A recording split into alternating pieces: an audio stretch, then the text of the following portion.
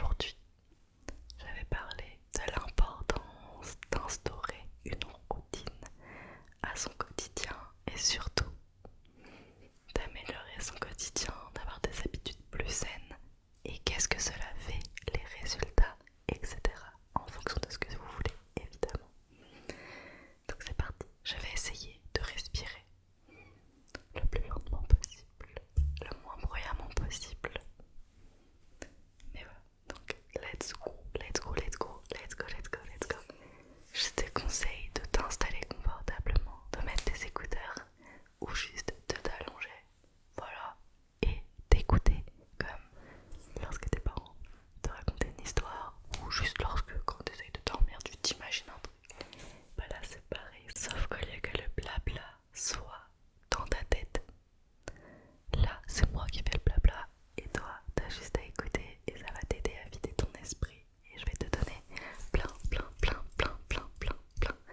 de positivité. Allez let's go, l'introduction était beaucoup trop longue.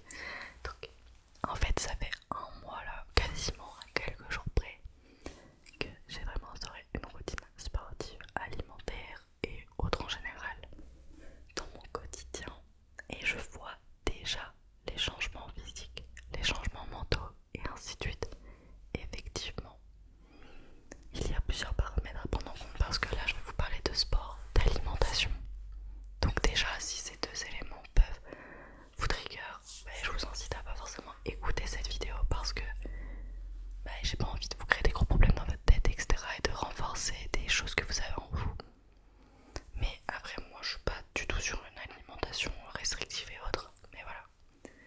Et ensuite je vais vous parler aussi de comment je vois la vie et comment je perçois les choses au quotidien en ayant mis en place ces habitudes, sachant que par rapport au sport, je fais du sport vraiment sérieusement depuis 2020 avec beaucoup de périodes de pause.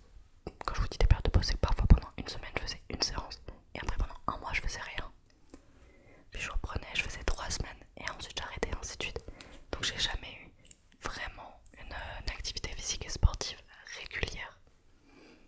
La régularité était que sur une courte période et en fait j'avais besoin d'extérioriser des choses d'un coup. Et donc je faisais du sport d'un coup et je pouvais me blesser. Bon, je me suis jamais blessée mais c'était vraiment trop intensif, on va dire, pour mon corps et autres. Ce qui signifie que je n'avais pas de résultats. En tout cas j'avais les résultats inverses que se souhaitait et ça je vous le déconseille parce que physiquement et mentalement c'est vraiment pas ouf d'avoir ce genre de truc, dans le sens où par rapport au sport vous avez un corps physique et une activité physique intense sur une période longue. Et quand je dis une période longue c'est genre 2-3 semaines minimum. En fait ça peut vraiment vous causer des problèmes physiques parce que votre corps n'est pas fait pour supporter une telle charge de dépenses physiques, à part si à côté vous avez un coach ou des coachs alimentaires, sportifs, etc. et que vous êtes encadré. Mais si vous faites ça tout seul, ça peut vraiment être dangereux pour votre santé, mais aussi pour votre mental parce que vous allez vous dégoûter d'une certaine façon du sport et ça on n'en veut pas, ça on n'en veut pas, on n'en veut pas. Et donc ce que je veux dire c'est que là ça fait un mois que je fais du sport 5 fois par semaine, 5 fois par semaine, donc le lundi au vendredi. Parfois le week-end je fais un peu de sport, genre on va marcher avec mon fiancé, donc ouais c'est une activité physique on va dire, mais sinon en général c'est vraiment du lundi au vendredi, je fais du sport tous les matins avant de commencer ma journée de travail. Donc déjà juste le fait d'avoir une routine et de me dire ok, là mon fiancé est parti au boulot parce qu'il commence très tôt et dans un sens ça m'arrange parce que moi j'aime bien travailler le matin. Enfin je suis plus du matin même si je bosse l'après-midi, mais le matin c'est là où je fais les trucs les plus gros et tout en général. En fait je commence ma journée direct en sport et mon cerveau il se dit ok là c'est sport. Ensuite douche etc, je prends mon petit déj en travaillant donc je réponds aux gens. Et en fait avoir cette routine, je vais pas vous détailler mes journées, globalement le matin c'est toujours pareil de 7h à 9h. Après en général ça change quasi tous les jours,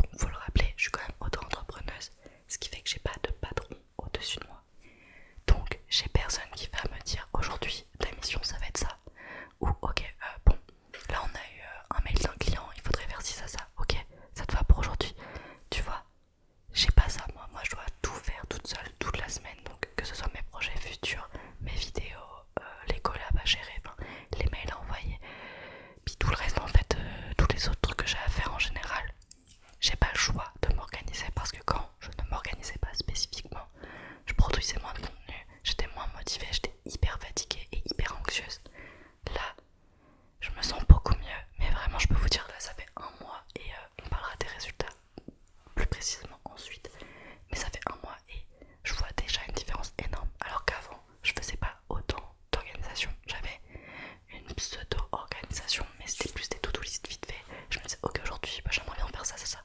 Non, là j'ai un cadre et je sais que tel jour c'est ça. Et en fait mes jours de la semaine ils sont répartis comme tel, c'est-à-dire que souvent lundi, mardi c'est consacré à YouTube. Et souvent jeudi, vendredi c'est plus TikTok. Le mercredi bah, c'est pour rattraper le travail, pour noter les idées de vidéos TikTok à filmer, même si j'en ai plein et que j'en ai noté plein, mais voilà. C'est pas long envoyer des mails, etc. C'est un exemple parce que en vrai c'est plus détaillé que ça, mais voilà. Bah, en fait ce qu'il faut vous dire c'est que mentalement ça me rassure, sachant que j'ai des troubles de l'attention et que des fois je suis en mode ah si je faisais ci, si je faisais ça, mais en fait tu peux pas, c'est pas possible de faire ça parce que tu as besoin d'un cadre pour travailler, tu as besoin d'un cadre pour faire tes journées. C'est le cerveau humain est comme ça. Si tu n'as pas de cadre, tu peux tenir 2-3 jours. Par contre, tu ne tiendras pas 3 mois parce que tu vas être en burn-out après ou tu vas être en pré-burn-out. Et ensuite, on va parler du sport. Alors, pour le sport, c'est pareil. Je fais mes programmes sportifs moi-même vu que j'ai pas envie d'investir pour l'instant dans un programme sportif. Enfin, dans une appli notamment. J'aimerais bien aller chez Bistron parce que j'adore leur manière de s'entraîner et que j'aime bien Caroline et que c'est aussi grâce à elle que mon alimentation a énormément évolué, énormément évolué et c'est beaucoup adapté aux femmes je trouve, enfin en tout cas les vidéos accessibles sur YouTube, les plus récentes d'elle, sinon je fais ces simulations sur YouTube et en gros, et Body. Mais ce que je fais c'est que je prends chaque jour de la semaine, donc je mets lundi, mardi, nanana, je mets les dates, et en fait j'ai une catégorie pour ça et j'ai une catégorie pour bah, les vidéos et du coup je mets mes liens de vidéos et je planifie pour un mois. Donc là la semaine pro je vais devoir planifier pour un mois encore et en fait c'est trop bien parce que comme ça vous avez vraiment votre entraînement qui est fait et donc le matin tu sais que tu fais ton sport, tu vas sur ton document. Donc moi c'est le tableur de Google, tu vas sur ton document, tu choisis ta séance du jour, après je mets le fond en bleu pour dire que c'est fait, c'est validé, basta. Et tu te stresses pas le matin à te dire quelle séance de sport je vais faire, oh il faut que je trouve, non, t'as déjà ta séance, tu l'as fait en fait. Et dans un sens ça te force à être discipliné parce que c'est super bien d'être motivé et tout. La discipline ça prône au-dessus de ça parce que il y a des jours où tu vas pas être motivé. Genre moi hier j'étais pas motivée à faire du sport, même de base j'étais épuisée. C'est pas les règles. Et aussi les chats qui me réveillent. Donc je perds 30 minutes de sommeil. Enfin bref, toute une histoire, ils sont mignons quand même, on les aime, mais quand même. Et en gros, si je n'étais pas disciplinée, mais j'aurais pas fait ma séance parce que j'étais pas motivée à la faire. Vous voyez ou pas? Donc en gros, quand vous avez quelque chose dans votre vie que vous voulez faire, je sais pas moi, apprendre le japonais, peu importe, tu peux être motivé parce que tu commences à le faire, donc c'est que tu as envie de le faire, donc tu as de la motivation. Mais parfois, une petite difficulté, une petite fatigue, un petit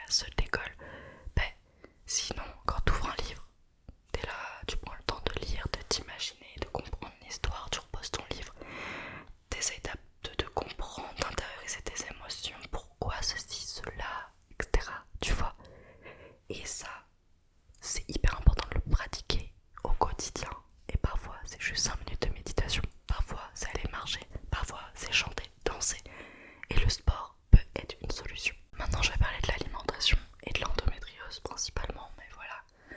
J'ai déjà parlé dans un podcast de l'endométriose et des bienfaits de l'alimentation, mais là ça fait un mois que je me tiens à faire mes petits déj hyper bien pour la santé. Vous pouvez le voir sur mon compte TikTok. Au tout début de mon compte TikTok, il a à peine changé. Bon, il est un peu mieux qu'avant, mais globalement c'est la même chose. Je mets plus en quantité aussi. Parce que je me rends compte qu'on a besoin en fait au quotidien de manger plus et mieux que ce que l'on croit. C'est-à-dire que tu vas pas manger 1400 calories. Je veux dire, c'est improbable. Là je parle à des adultes. Et peut-être que parler de calories c'est... voilà. Mais je peux vous parler par exemple de l'apport en protéines qui est hyper important. En fait, chaque chose que tu vas mettre dans ton assiette, que ce soit les glucides, les lipides, les protéines, les tout, les légumineuses et autres, est importante pour ta santé parce que toutes renferment des nutriments spécifiques. Évidemment, les pâtes blanches et tout auront beaucoup moins de vertus que des pâtes complètes ou des pâtes semi-complètes et ainsi de suite. Et ça, c'est un fait inconcevable. Par contre, d'avoir un peu de tout dans ton assiette à chaque repas, peu importe, ou en tout cas d'équilibrer tout sur ta journée, voire sur ta semaine, bah, en fait ça va te permettre d'être plus en forme, d'avoir plus d'énergie, peut-être d'avoir moins de douleurs de règles comme moi. Par exemple, depuis que je fais attention réellement à mon alimentation, même si ça remonte un peu plus loin, mais là on mange plus de légumes avec confiance, enfin, c'est trop bien, l'alimentation est vraiment meilleure. Bah, j'ai moins de symptômes de SPM, là j'en ai quasiment pas eu. J'ai pas eu de migraine, là j'en ai toujours pas eu. Je suis juste épuisée, mais ça c'est comme ça. Mais j'ai pas eu de douleur spécifique pendant les SPM, ni un ventre ultra gonflé. Des crises d'endométriose, j'en ai quasiment pas faites ce mois-ci. Par exemple aussi le fait d'avoir mal à la poitrine, bah pareil, j'ai quasi rien eu du tout en fait là, même là actuellement pendant mes règles. Et tous ces petits trucs cumulés que vous pouvez retrouver dans la vidéo sur l'endométriose, juste si vous êtes une femme, vous le savez. Dites-moi d'ailleurs dans les commentaires si vous avez des symptômes, des SPM, peut-être que je peux vous aider justement avec ça, sur 2-3 petits tips. Mais globalement, l'alimentation, l'activité physique et sportive et le sommeil. Bon alors le sommeil c'est compliqué, mais avoir un très bon sommeil, une très bonne récupération, c'est hyper important. Et avoir une activité physique et sportive, notamment si vous êtes une femme et que vous avez vos règles, déjà c'est hyper important, mais si vous êtes une femme, que vous avez vos règles, vous avez de l'endo ou du SOPK par exemple, ça va vous aider à réduire les symptômes. Mais le changement ne va pas se faire en 2 jours. Là moi je fais ça depuis longtemps quand même, du sport, l'alimentation, tout ça. Mais par contre, là que je suis beaucoup plus sérieuse, mais ça change tout. Parce que je me rends compte vraiment que là mon corps ça va mieux. Et là on est vraiment sur la partie plus résultat, mais rien que le fait d'avoir beaucoup moins de problèmes vis-à-vis de l'endométriose et des règles, grâce à ça me prouve que c'est hyper important de faire du sport et de manger sainement et ainsi de suite. Maintenant on va passer à la dernière partie qui est celle des résultats. En gros, physiquement j'ai énormément de résultats parce que j'ai beaucoup plus de performance vis-à-vis du sport, d'énergie. Je suis moins fatiguée, je suis moins essoufflée aussi facilement. Enfin, dans le sens où quand je montais des escaliers, j'avais tendance à être quand même pas mal essoufflée. C'est beaucoup moins le cas. Aussi, juste le fait de faire du sport, je vois